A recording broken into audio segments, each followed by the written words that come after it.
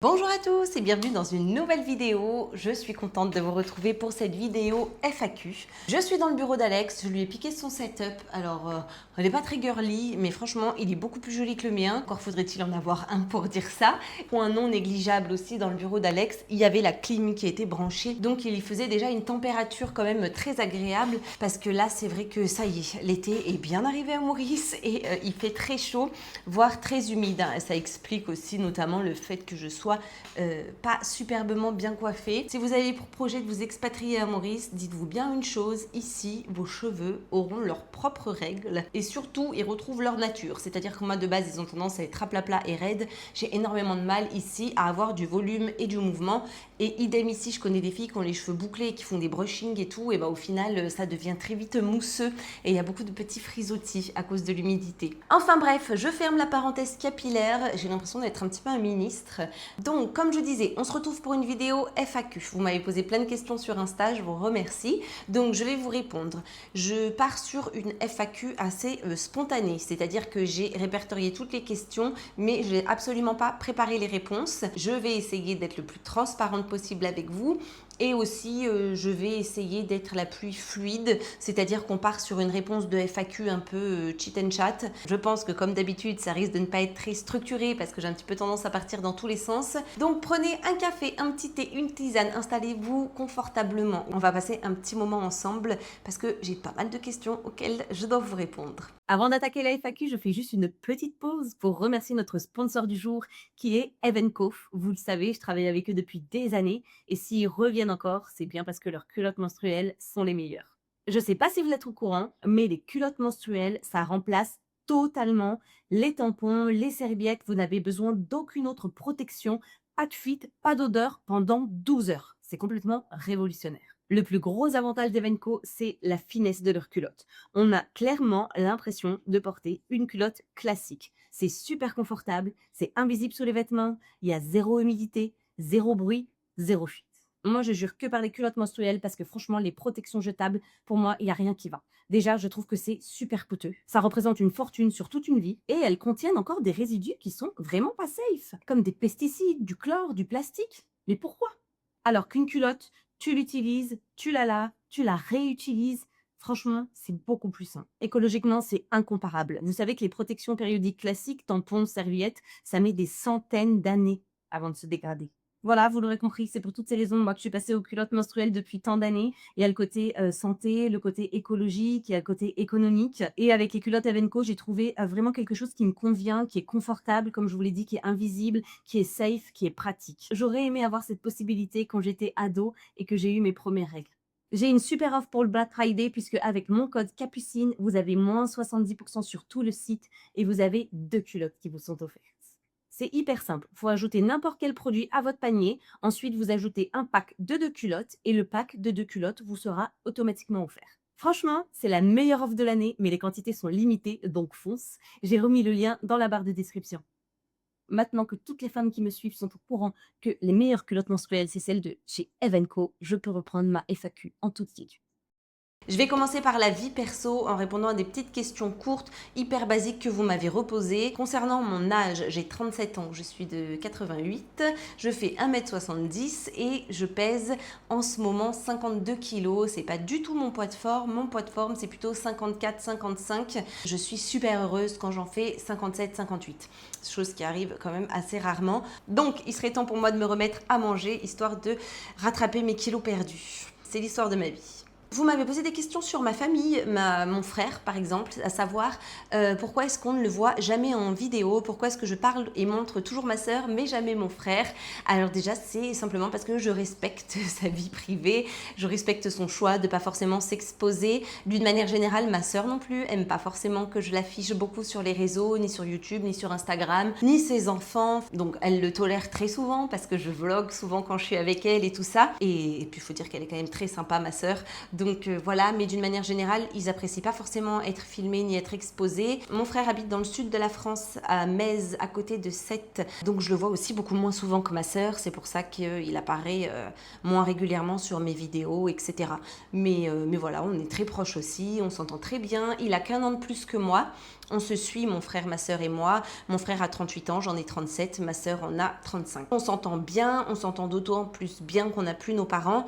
C'est là où je me rends compte, merci papa, merci maman de m'avoir fait des frères et sœurs. Parce que c'est vrai que s'ils n'avaient pas été là, suite à leur disparition, j'aurais été la seule rescapée de ma famille, entre guillemets. Voilà, c'est quand même un bonheur d'avoir encore ses frères et sœurs et de pouvoir partager avec eux, y compris nos souvenirs en commun qu'on avait de nos parents. Je rebondis parce qu'on m'a demandé, il y a plusieurs personnes qui m'ont écrit parce que je suppose qu'elles étaient en plein deuil. Donc déjà, je suis désolée pour vous, je compatis, et qui me demandaient comment je faisais pour pas trop regarder vers le passé et aller de l'avant. Le deuil est quelque chose de très personnel et de très différent selon les gens, mais c'est juste que de toute façon, rester bloqué dans le passé, regarder en arrière, ça fera rien avancer. J'ai des enfants aujourd'hui, d'ailleurs Victoria m'a énormément permis de tenir le coup parce que j'ai perdu ma maman quand j'étais enceinte d'elle, et mon père j'étais plus jeune, c'était en 2012, donc voilà, j'avais la vingtaine. C'est hyper compliqué pour moi de pas les avoir au quotidien, surtout le fait qu'ils ne puissent pas voir grandir mes enfants et passer du temps avec eux. Voilà, c'était des parents formidables, vraiment les deux, donc je suis convaincue que ça aurait été des grands-parents formidables. Si je peux vous donner un petit tips qui moi m'aide souvent quand j'ai des coups de mou et tout ça, c'est de me dire que ils auraient pas voulu ça. Jamais ils auraient voulu que je gâche ma vie, que je me noie dans ma tristesse, que je reste au point mort, que voilà, je pense à eux tous les jours. J'essaye d'être la meilleure version de moi-même pour les rendre fiers. Je me dis toujours qu'ils me regardent, je me dis toujours qu'ils sont là. Et aussi quelque chose qui me permet de supporter leur absence, c'est que je me dis en fait qu'on va se retrouver. Toujours, je me dis ça, on va se retrouver. On va passer à un sujet un petit peu plus léger. Vous m'avez posé pas mal de questions, je m'y attendais pas, sur mes routines, cheveux, beauté, etc. Vous m'avez fait plein de gentils compliments sur ma peau notamment.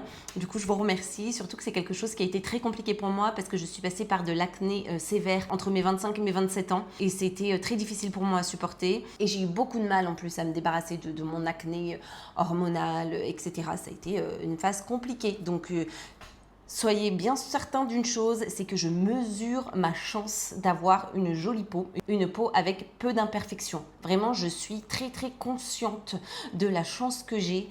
Vraiment, je compatis avec toutes les personnes qui souffrent d'acné, parce que je sais à quel point ça peut nous rendre malheureux, à quel point ça rend la vie compliquée et à quel point ça peut nous renfermer sur nous-mêmes, quoi. Donc j'ai pas vraiment de secret particulier. Après, d'une manière générale, je bois beaucoup d'eau. Ensuite, je nettoie très bien ma peau. Vraiment, c'est un point qui est important pour moi. Je fais un double nettoyage le soir et à côté de ça, j'utilise des soins en fait qui sont adaptés. J'avais énormément tendance avant à me décaper la peau. Plus il y avait d'imperfections, plus je décapais, plus je l'agressais.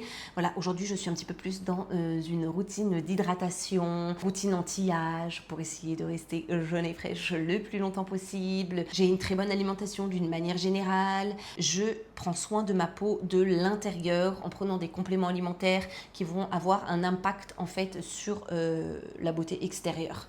Voilà, comme je vous le dis souvent, c'est pas tout de se tartiner de crème. L'important c'est aussi de prendre soin de soi de l'intérieur pour que ça se reflète à l'extérieur. Vraiment, c'est important. Et c'est pareil pour les cheveux. J'ai eu pas mal de questions concernant mes sourcils, donc merci déjà de les trouver si beaux, parce que moi c'est pas le cas, pas quelque chose que j'apprécie particulièrement mes sourcils, je les trouve très épais, très fournis, enfin... J'ai fait du tatouage permanent il y a longtemps maintenant, technique poil à poil, il est quasi effacé, j'ai pas mal de petits trous, donc j'utilise un feutre en fait pour les redessiner et corriger ça. C'est celui de la marque NYX, et vous m'avez demandé aussi quel est le sérum que j'utilise pour mes cils, c'est le sérum Rose Gold. Et en ce qui concerne mes cheveux, vous m'avez demandé comment est-ce que je faisais pour mettre mon boudin sans chaleur. Moi, je mets typiquement que ça, mon boudin sans chaleur, pour onduler mes cheveux, comme ça les abîme moins. Et puis, je vous avoue que c'est le truc qui tient le mieux ici avec l'humidité. J'ai fait une vidéo que j'ai jamais montée, effectivement, que je devais vous partager sur Instagram. Donc, merci beaucoup pour cette question, ça m'a réveillé la mémoire. Donc, je vais la poster incessamment sous peu, demain peut-être.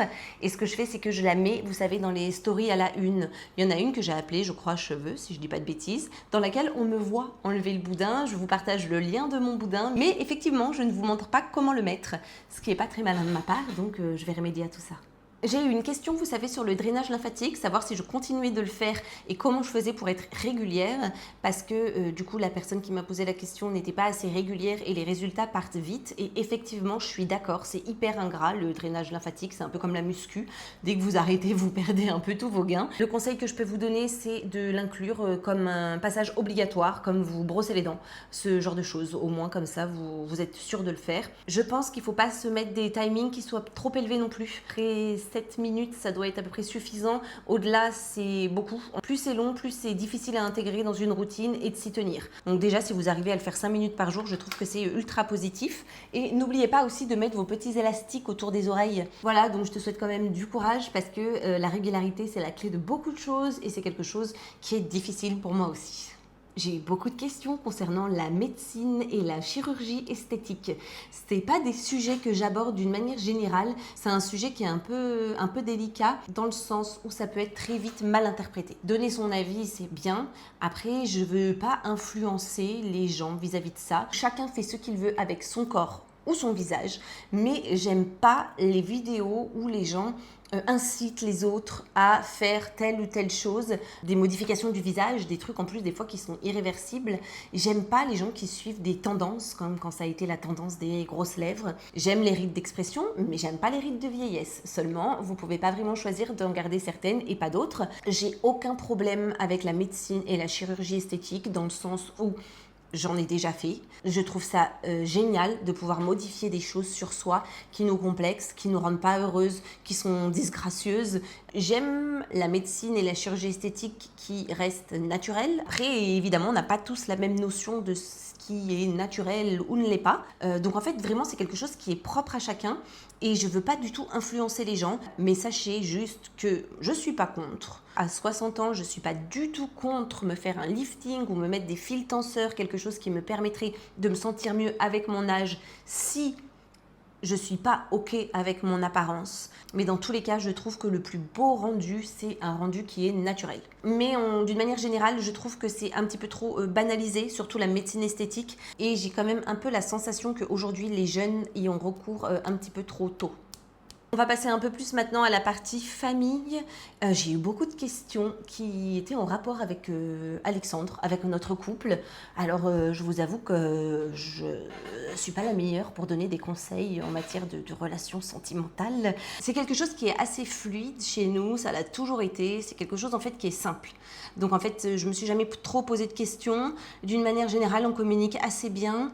On a grandi et évolué ensemble parce qu'on s'est mis en couple, on avait 19 ans, on s'est rencontrés, on en avait 17. Donc on a fait quand même un petit bout de chemin ensemble, mais d'une manière générale, on a toujours été assez en phase, si je puis dire. Après, je trouve que c'est assez facile de vivre avec Alex, c'est quelqu'un qui est très simple, qui a des valeurs qui tiennent la route. Sa maman l'a très bien élevé, donc merci belle maman pour le fils que tu as fait. Alex, c'est mon ami, mon mari, mon amant, le père de mes enfants. Voilà, on est une équipe, il m'a toujours aidé dans tout, il m'a toujours soutenu, il m'a jamais jugé, il m'a toujours valorisé, il m'a toujours encouragé. Et inversement, j'estime que je suis une personne assez saine, assez facile à vivre. Je suis pas trop caractérielle, je suis pas jalouse, je suis pas compliquée. Je suis assez souple d'une manière générale, j'aime pas les dramas. J'ai de la chance parce qu'il a toujours été hyper impliqué dans tout, dans notre vie amoureuse, mais aussi dans notre vie de famille, auprès des enfants, malgré le fait qu'il ait un travail qui soit hyper prenant, qu'il soit parfois débordé. Voilà, c'est pas quelqu'un qui fuit devant ses obligations et c'est vraiment le pilier, le roc de notre famille. Des fois, je lui tire mon chapeau parce que vraiment, les enfants et moi, on a tous tendance à beaucoup se reposer sur lui. J'ai eu une question qui était un peu perso. On m'a demandé si on se disputait, quelle était notre plus grosse dispute et quelle en était la raison. Alors franchement, aucune idée. Alors vraiment, on se dispute peu d'une manière générale. Ça va plus être des petits agacements, des trucs de la vie quotidienne, des fois pas le temps, un peu saoulée. Moi, des fois, j'ai mes règles, je suis un peu chiante, à fleur de peau, la meuf, quoi, tu vois. Mais du coup, rien de grave, rien d'important, rien de... vraiment, je sais pas. La question du mariage est aussi beaucoup revenue, à savoir pourquoi on n'était pas mariés, quand est-ce qu'on allait se marier, etc. Alors du coup, en fait, c'est pas quelque chose qui nous parle. Moi et mes parents étaient divorcés, ils ont divorcé quand j'avais 10 ans. Les parents d'Alex n'ont jamais été mariés. Honnêtement, aujourd'hui, la seule raison pour laquelle je me marierai, c'est pour avoir le même nom de famille que Alex et les enfants. Pourtant, mes parents étaient mariés, je trouve que c'est cool et tout hein, d'être mariés, je respecte ceux qui le font et je comprends pourquoi ils le font. Et si un jour on devait le faire, c'est quelque chose que je voudrais faire de façon très intime et très discrète et très restreinte. Vous m'avez posé des questions sur l'organisation au quotidien, de la vie quotidienne, la charge mentale, comment je m'organisais et tout ça. D'une manière générale, il faut savoir que je suis pas quelqu'un de très bien organisé. Je vis beaucoup au jour le jour, je suis souvent dans l'urgence et j'essaye de faire au mieux. Après, quelque chose quand même qui est très appréciable ici à Maurice, c'est qu'on a une femme de ménage qui vient 4 fois par semaine pendant 4 heures. Donc niveau ménage, etc., enfin charge mentale de tout ce qui est lié à la gestion de la maison, au ménage, je vais pas commencer à me plaindre, ça serait très malvenu de ma part.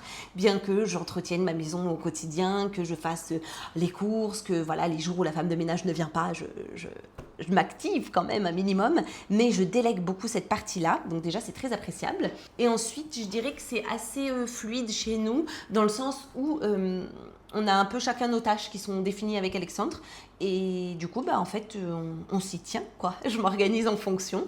C'est d'une manière générale, je m'occupe plus de la maison, c'est moi qui fais les courses, je récupère souvent les enfants à la sortie de l'école pour les emmener à leurs activités extrascolaires, c'est moi qui cuisine, voilà, je me rends un peu plus disponible sur tous ces aspects-là, mais parce qu'on va pas se mentir, en fait, c'est pas mon salaire qui fait vivre notre famille. Donc, en fait, il y a un moment, si je saoule Alex parce que je suis pas contente de m'occuper de ma famille, chose en plus qui me fait hyper plaisir de m'occuper de mes enfants, et je mesure la chance en plus que j'ai de pouvoir le faire, je me suis perdue dans ma phrase, je sais plus ce que je disais.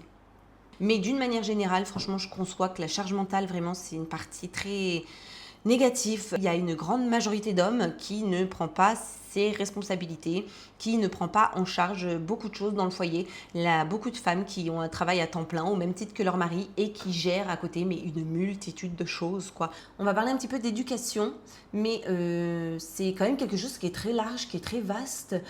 Du coup, ça va être difficile de trop rentrer dans les détails, mais on m'a posé des questions un petit peu sur quel était mon mode d'éducation, est-ce que j'avais tendance à punir, à expliquer, etc.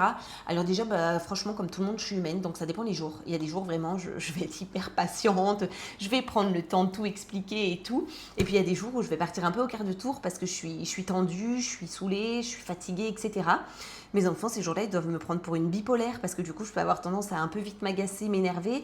Et puis après, je peux voir, je dis excuse-moi, maman, elle ne voulait pas se fâcher, pardon, voilà, je voulais pas te crier dessus, je suis désolée, c'est pas de ta faute. Et là, de dire, mais elle est bipolaire, celle-là. Ça dépend des situations, je peux punir, ça dépend de la bêtise, ça dépend de combien de fois j'ai demandé ce qu'on arrête, peut-être que j'ai expliqué 2 ou 3 fois, 4 fois, 5 fois avant. Et des fois, non, je suis hyper calme, patiente, je suis dans l'explication, dans la pédagogie. Je suis rarement dans la réprimandation. Voilà, je me préfère j'accompagne, on fait ensemble, je prends le temps et d'une manière générale, je ne suis pas quelqu'un de très stressé et ma vie n'est pas stressante non plus. Donc je trouve que ça facilite beaucoup les choses en termes d'éducation, de calme, voilà. J'ai aussi des enfants qui sont quand même relativement cool, quoi. En fait, c'est simple. Comme je vous l'ai dit tout à l'heure, j'avais des parents formidables. On faisait énormément de choses. Ils ont toujours passé beaucoup de temps avec nous. On a toujours été leur priorité. Du coup, en fait, j'estime que je suis une personne qui est assez saine, qui a des bases solides. J'ai grandi... je trouve que c'est difficile de pousser droit quand on démarre la vie en étant bancal, quoi. Et du coup, je pense que c'est facile d'être une mère au quotidien et d'avoir une éducation simple, basée sur le respect, l'amour, la compréhension, le dialogue, parce que j'ai eu la chance d'avoir ce type d'éducation-là aussi. Voilà.